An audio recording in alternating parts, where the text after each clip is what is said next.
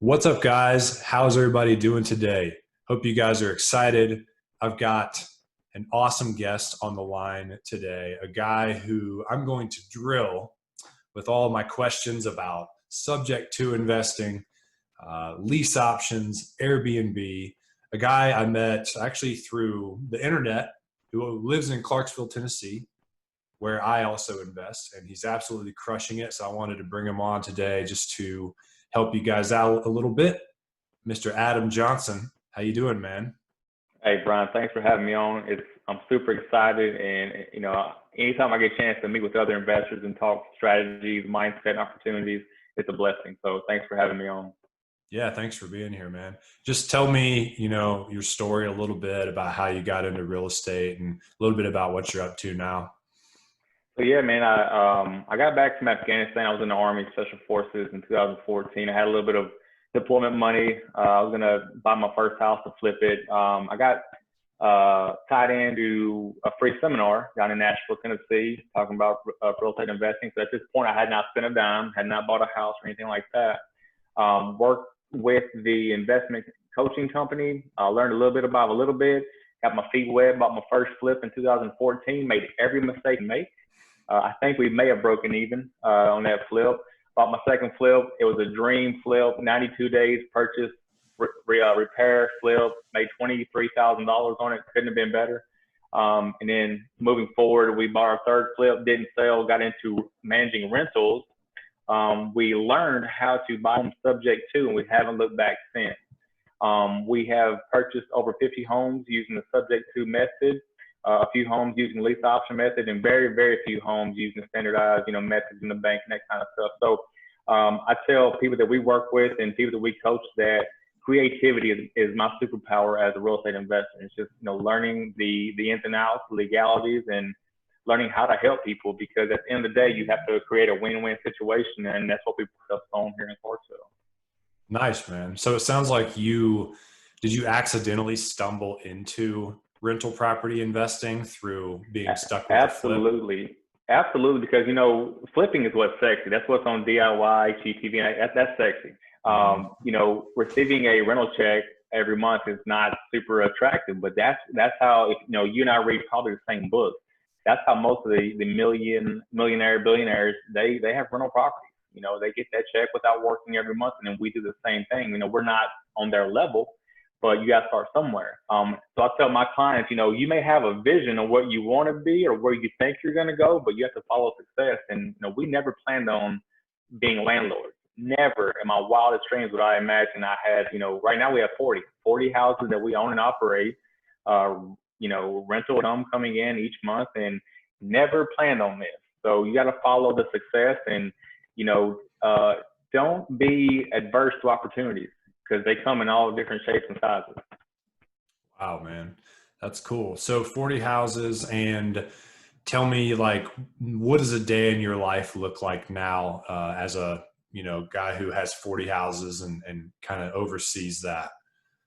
So prior to this COVID-19 issue going on right now, we probably worked about 2 to 4 hours a week in our business, and that was just kind of updating, checking on stuff, replying to any kind of work order with handyman, that kind of stuff. Very, very small interactions. And it was, I believe in working on the business, not in the business. March 13th is when our world kind of changed very drastically, as far as, a good portion of our portfolio is Airbnb. So you have that income is based off supply and demand and based off the market. When Airbnb kind of stopped everything, our world changed immediately. So now we're more active in our business. Now I work about 2 full days a week, which is still not a 40-hour work week by any means. And I'm more hands-on than I was, but this will get back to normal, and we will be able to hand off those tasks that we had hired out, back to those vendors and that kind of stuff. So I'm a firm believer that it's my responsibility for us to succeed, and I'm not gonna blame Airbnb or blame anything else. When things happen, it was on us to make it right and happen and make our business continue working. And now we are killing it right now with Airbnb, because a lot of people have closed their doors down, even in my market. So now the supply and demand is almost upside down. and we're one of the, few that are still going along. And we went from, we had 21 Airbnbs and we converted 3 of them back over to long-term rentals because everything had happened, and I wish we hadn't done that, because now those 18 Airbnbs, I mean, we're about 92% occupied over the next, 5 weeks. Wow. So it's and follow success. You never know where you're going to be in 3 or 4 weeks. So just, you see an opportunity, make it happen. That's awesome, man. Sounds like you're committed to success. Really, Very much. no matter what strategy or whatever it's going to take, you're going to make it happen. That's awesome. Yeah. I feel like I want to ask you about a ton of different stuff, but I'm thinking about our audience and I'm like, what would be most beneficial to them? And you made a comment earlier where you said that creative financing or creative real estate is kind of my superpower. And so I feel like it would be a shame if we didn't really unpack that and share with the audience more about your superpower and what does that look like. So could you, I'll just leave it wide open to start. Like, tell us more about what you meant by that comment and what does that look like? Yeah. So, from the outside looking in, a person that's never been in investing, they think, step 1 is go talk to a realtor. Step 2 is get financing from a bank. Step 3 is buy the house. Mm-hmm. And that's 99% of the knowledge out there as far as how to acquire property. The 90% of our houses we've bought, we've never talked to, we never talked to a bank. There is many, many ways to acquire property. And within those ways, you're going to have so many different stipulations, different obstacles, different, family situations. I love working with, a family, whether it be a divorcee, whether it be a family that is downsizing because of work, whether it be a family that's actually upgrading because, they're a blended family and now they've outgrown home. I love being able to take those situations and the information and to be able to create a solution and provide them an opportunity to move forward. So, and I can do it with subject to or lease option in 7 to 10 days in most cases. Wow. So 90% of the houses that you bought, you never had to go to a bank. I think that's probably music to people's ears because having dealt with banks in my career, they're difficult to deal with, like it's just insane the amount of things.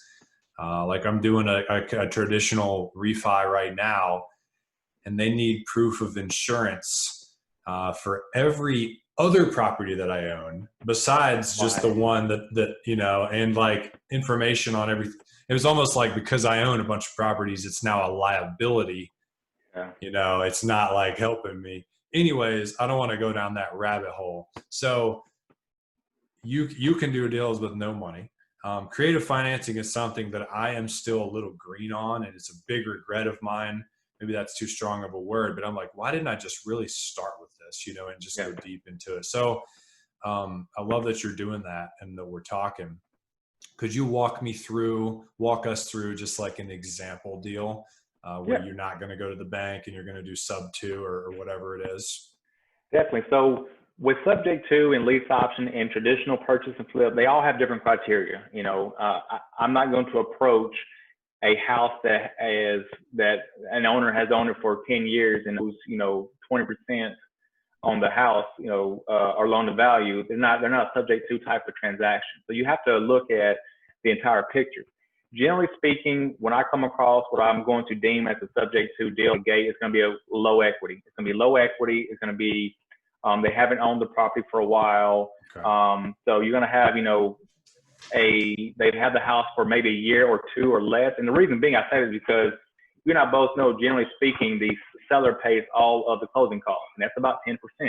So if you've owned a house for 12, 15, 20 months, more than likely, depending on your market, it hasn't shot up that 10, 15% to cover closing costs. Most of the time, the sellers aren't sitting on $15,000 to be able to cover their closing costs. That's where that is almost ideal subject to transaction. So you have the lack of equity in most cases. For me, in my criteria, looking to judge a subject to, you have lack of equity, but you also have the need to move quickly. In my market, military, people are coming and going all the time. They may get orders to leave in 3 months. The house is ready. It needs repairs. They don't have the money to make those repairs. So a subject to deal, I'm able to come in and talk to the seller and say, hey, Mr. and Mrs. Seller, I am able to take over your property, take it as is, cover all closing costs. There's a little bit closing costs with the subject to deals. We also have inspections. I still have HVAC inspections. My attorney has to draw up. Nothing's free. But I can get my HVAC inspection, my home inspection, my termite inspection in 3 or 4 days. My attorney can do her thing in 4 or 5 days. We can be at the closing table in 7 to 10 days. I tell them up front, I make no guarantees of any timeline of when I can pay off their mortgage. What happens in a subject to deal is very basic mechanics. You have 2 things. I know you know this, but I'm just breaking it down for people who may or may not know. You have 2 instruments with the property. You have a deed, which shows ownership. You have a mortgage, which shows financial responsibility. They're not the same thing, and that's a common misconception with homeowners.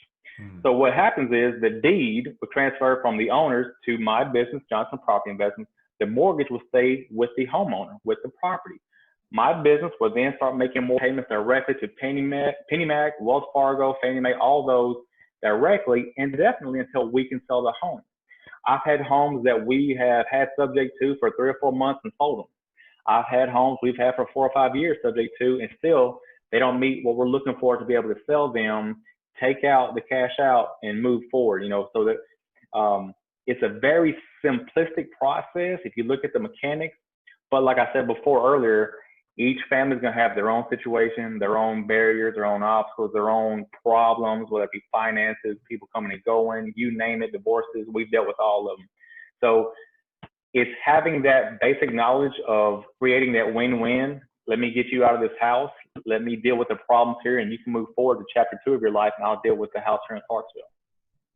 Got it. So you mentioned that. So is it basically like a seller that says, I just need to get out of this house, and I'll sell it for what I owe, basically. So they don't want anything. They just want to walk away. Most cases, yes. Most cases, they don't, there's no equity, and they can't, there's nothing to be had. Right. There's been a few cases where they may have $20,000 of equity, and I will maybe pay them $10,000. We'll split that equity, and I'll take over the mortgage as well. Again, it's being creative. It's being creative and creating that win-win. If I get 100% of the win out of this, that's terrible, and karma comes back to you. So it's got to be mutually beneficial between myself and the sellers so that they have a good, outcome of it, and so do we. Got it. And how do you talk to them about timeline? Like you say, I'm going to take control of the property. I'll pay the payments for you. How much time do you buy yourself to get out of that mortgage? What's in the contract? So here's my sales pitch. I talk to them. I tell them when I look them in the eye, I say, I make no guarantee on the timeline on when I can sell this property. However, I do guarantee you that you will never again make a mortgage payment on this house once I take over. That's what I tell. I have never lied, and I will not lie, and I put that in my contract. That's the verbiage in my contract as well, is that buyer makes no timeline restraints or promises on when the house will be sold. And that's super important for obvious reasons. You don't want to have help or failure. So I'm upfront about this on day one. Now we've had homes that we have refinanced out, but they made sense for us at the time.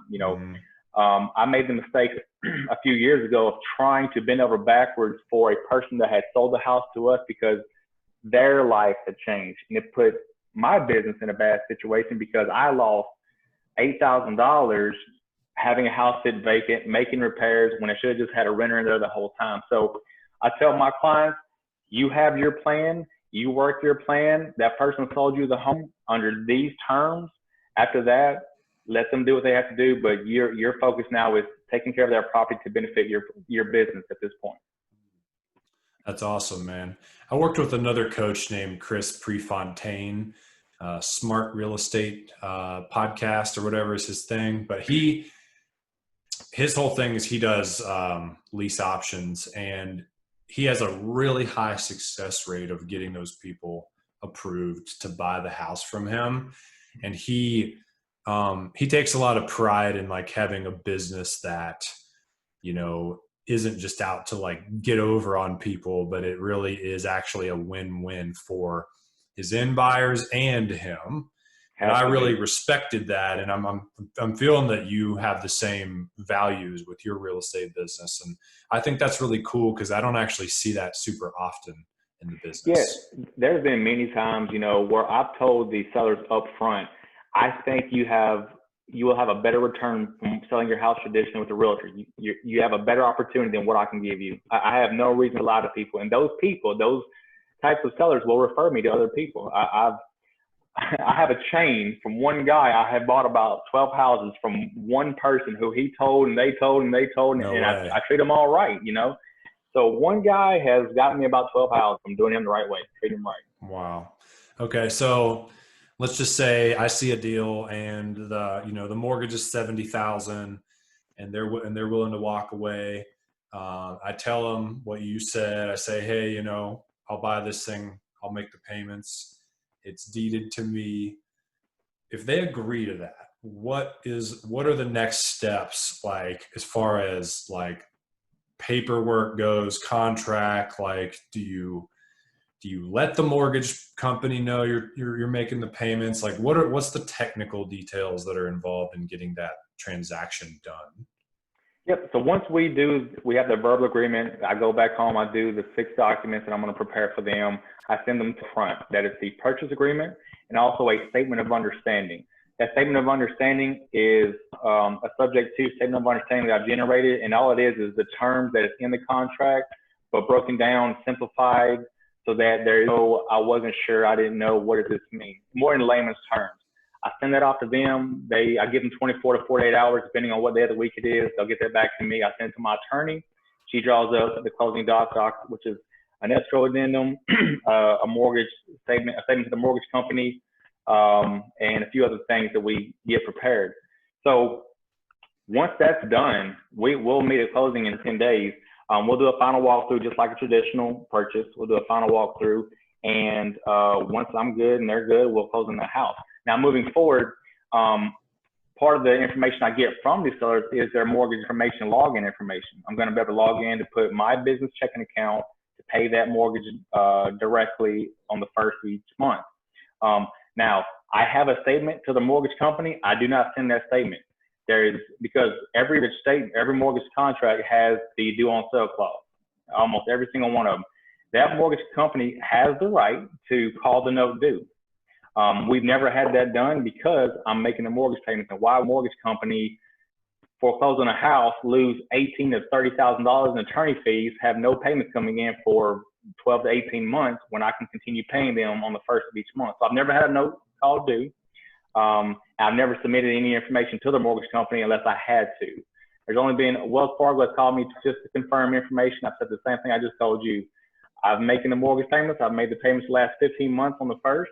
I'll continue doing so until I sell the house, or you want to call the note due. If you call the note due, you're going to lose about $30,000, Wells Fargo, and you're not in business to lose money. Simple as that. Love it, man. It seems like the due on sale clause is like the boogeyman. It It's is. like people always talk about it, but it never actually happens. Agreed. I mean, I don't want to jinx it. Again, knock on wood. Yeah. And a mortgage company is there to make money, not to lose money on a vacant house sitting there just withering away. So Yeah. Okay, that makes sense. So you've taken ownership, you've logged in, you started making payments to the mortgage company. And then now that you have a house, but there's not like equity in it necessarily, or not much equity, it sounds like, what is your play or exit strategy then with that property to make it, perform for you? long-term rental, or if it's a smaller house and based on the number, my market and what we, our overhead and liabilities and that kind of stuff, it may be an Airbnb short-term rental. Many cases, I've had renters lined up before I've ever closed on the house. Closed on the house, I take another 2 days of, cleaning, small repairs, and new tenants move in. My criteria when I work with a long-term rental is I'm looking for a 30% markup versus my mortgage. So if my mortgage is $1,000, I want to charge $1,300. That's my plain Jane, easy method to calculate what I want out of these properties. If it's, less than that, it's not for me. It may be, again, it's got to meet all kinds of criteria for it to be a subject to transaction that benefits us. Mm-hmm. I'm not hurting my business to help us. It's just that's bad business. So take it over. And if it's a bigger home and I can get my 30% markup, long-term rental. If it's a smaller home in a great area, I'll make it Airbnb. And Mike and I, we can get those houses ready in 3 days, fully furnished, fully operational, get it on the Airbnb website and have it booked out instantly. Wow, 3 days. 3 days. We're fast. We're in there with Amazon boxes from the floor to the ceiling, breaking stuff down, built the same bed probably 72 times. We're fast with it now. I've hung the same TV. I've done everything. It's like now it's cyclic and it's just, we know what to do. Well, it's scalable once you have all this, the bed or the TV you like, it's just like push button, rinse and repeat. Exactly. We'll go to Amazon and have our previous orders and here's $7,000 Amazon and we know the shipment's coming in and we load the truck up and we head to the property and 2 or 3 days later, pictures are we'll schedule the pictures out before we close on the house. Everything is step by step by step because of our history. We know what takes what time, and we just make it happen. It's not our first time. Our very first Airbnb, Brian, it took us 3 weeks to do it. Now in 3 days. You can subscribe to certain items on Amazon and you get like more of a discount. I don't know if you've ever done that. I didn't know that. I did not know that. You should see if you could subscribe to flat screen TVs and get one a month just auto shipped. Because you're going to need it anyways. Yeah. I did not know that. And I have the Amazon Prime credit card. It gives you another 5% off. So I save like 20% on pretty much everything on Amazon I buy because every household item that I have, like from toothpaste to laundry detergent to soap to like protein powder, everything's on a shipment like subscription. And so it knocks 15% off everything as long as you get 5 things a month minimum or something like that. And then you don't have to remember to buy it either. So, I'm surprised I haven't heard of that before. Yeah. When you're dialing it in the beginning, you might end up with like 12 tubes of toothpaste and you got to like dial it back some, but you have to dial it in. I digress. I want to go back to something you said earlier. So 30% markup. So $1,000 mortgage payment, $1,300 rent is okay with you. I was thinking like, damn, $300 in net rent, but then you got to pay taxes and insurance. Sounds like you self-manage, so you don't have to pay that. But then inevitably there would be some repairs or vacancies at some point that you're factoring in. Like, is there going to be enough cash flow like left over for you for that deal to be satisfactory after all those other things are taken out of that $300? So that PITI is part of that 30% markup. When I take over a mortgage, it's already factored in. That's a good point. Yep. So this is not a business loan from a bank that only covers taxes, only covers principal and interest. This is all forward encompassing with the payments. That's already factored in. So yes, we do set money aside for the properties. I have a formula that I use through Excel, and I calculate my internal rate of return. I calculate my 12 month, my 5-year return on those, and I calculate with 1 month of vacancy along with another 5% or so of basic repairs of roof and that kind of stuff. So I factor it in. And still, if I'm making 200 or 220 after all is said and done, that's still on 40 houses per month. We're doing well with cash flow. Yeah. We're okay. We're starving. We're okay. I do take those into account. Yes. I gotcha. Yeah, that sounds similar to me. I'm looking for like 200 to 300 per property per month in my pocket, like net. 200's, it doesn't sound like a ton of money, but like you said, you multiply it over a bunch of properties, you're making well over the average American income, working anywhere from, like you said, 2 to 16 hours a week, depending on if coronavirus is here or not. It's not a bad life. No, and I like your message. I think it's 12 houses of freedom, and that's exactly right. You don't have to own 20 to 70 houses.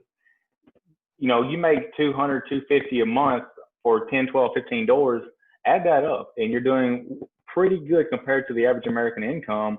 And also that gives you your freedom to go continue to grow and build more, buy more houses. I love what you do. I love your message. I love how you simplified getting to that financial freedom point. Thanks, man. Yeah, you've been an inspiration as well. And I know you coach people now. And so I want to ask you, in your experience of coaching people, what has been the biggest thing that you've seen hold people back from being successful? Well, I'll say two things. The first thing is the fear of starting. It's the self doubt. You know, when you look on HGTV or all those types of podcasts, you know, they interview people that have 100 homes already or 500 quadplex. It seems unrealistic for me to start on day one with nothing. And also, by the way, I'm a millionaire. So how do I start buying houses? So you have the first obstacle is the belief that they can do it, and it doesn't take $1 million. The second failure point that I've experienced is people want instant success. They want to watch a YouTube video and then expect to have $2,000 of passive income in 2 weeks. That's just not reality. You know, people don't realize that for about 3.5, 4 years, I was negative. You know, I thank God I was in the Army and I had money coming in, but I had not figured it out, and we still were making our mistakes. And we had maybe 22, 25 houses at that point, but still, because of previous bad decisions or what have you, we didn't experience instant success. And it wasn't until about 18 months ago as we're comfortable now. We're still growing, but I don't sweat over having money anymore. You know, we're safe. So it's the starting. Please start. You got to start somewhere, and starting at zero there's not a problem with that. And then also understanding that this isn't a microwave success story. You don't just put it on 30 seconds and have what you want. It takes time to build that clientele, to build that foundation, the business foundation, to be able to enjoy success 2, 3, 4, 5 years later. Totally, man. I think that's why I got sucked into wholesaling only when I started, is because one, I just didn't believe that I could buy a house because it's so permanent and it needs money and it's scary. And two, I wanted money faster. I didn't want $200 a month. I wanted 10 or 12 grand in the 30 days. Yeah. And in hindsight, man, I wholesaled like hundreds of houses, like in like East Nashville and West Nashville, like back before. I mean, I'm talking, you could get houses for 30 grand in East Nashville, and I wholesaled it for 35. Woo, 5 grand. The thing would have been worth like 200 now, easy. Like I could Airbnb all those, all day. Like, yeah.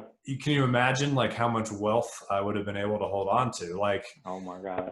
But the quick dollar, yeah.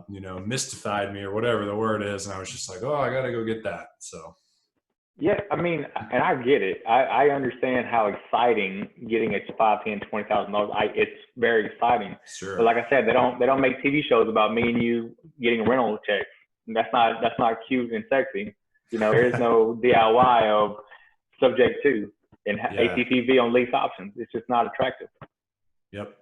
But what people miss, and what I say all the time, is that real estate is supposed to produce a certain lifestyle. Yes. So you really got to, the very first thing when I work with someone is I say, well, what type of lifestyle are we trying to create here? Yes. And then let's work backwards from there. And then we'll decide on strategy. Yes. When someone comes to you, I bet, and they're like, I'm trying to decide, Adam, do I wholesale? Do I flip? Do I do lease option? You're like, well, slow down, dude. What do you want? Because I don't know what's going to be a good fit for you.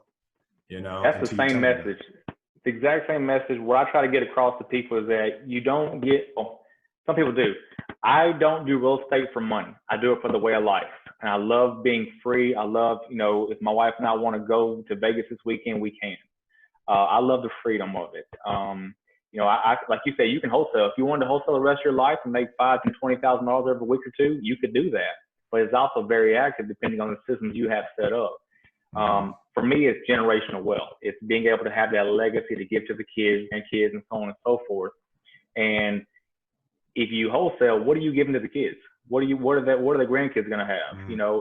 It's having something realistically that's going to continue to produce.